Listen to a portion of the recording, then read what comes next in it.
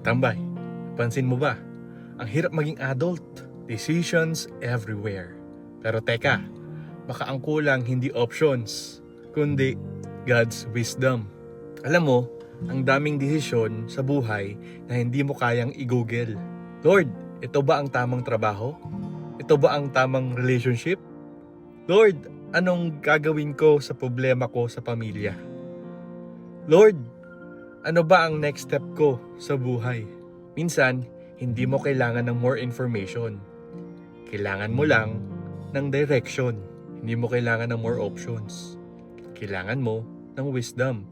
At iba ang wisdom ni God sa advice ng mundo. Ang mundo, do what feels right. Si God, do what is right. Ang mundo, kung saan ka masaya. Si God, kung saan ka magiging buo. Sabi sa James 1:5, if any of you lacks wisdom, let him ask God, who gives generously to all without finding fault. Grabe yun! Grabe yun! Hindi sinabi, ask God and He might consider it. Hindi sinabi na, ask God pero dapat perfect ka muna. Ang sabi, ask and He gives generously without judging you. Kaya kung may isang bagay na gustong-gusto ibigay ni Lord sa'yo, wisdom yun. Bakit? Kasi wisdom ang nagpo-protect sa'yo. Wisdom ang nagbibigay sa'yo ng right path.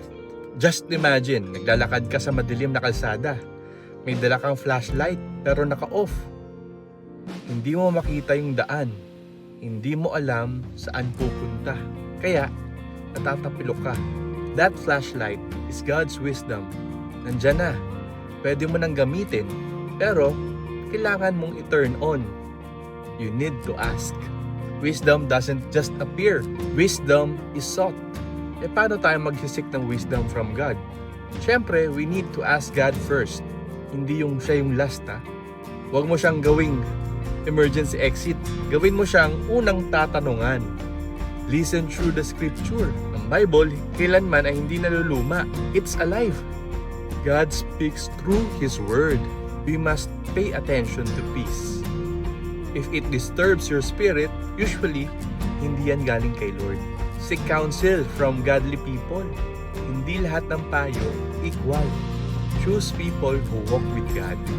Wait instead of rushing. Ang wisdom, hindi yan dumarating in a hurry. Ang padalos-dalos, laging napupunta sa trouble.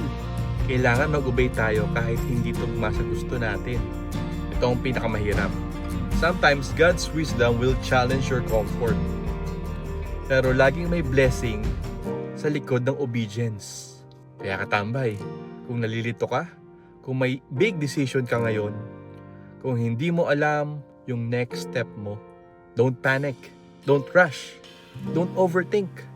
Ask God to give you His wisdom, and He wants to guide you more than you want guidance. And when God gives wisdom, it's clear, it's steady, it's peaceful, it's right. One day you will look back and say, Lord, buti na lang, hindi ako sumunod sa emotions ko. And you will realize, God's wisdom did not just guide your decisions, it protected your future.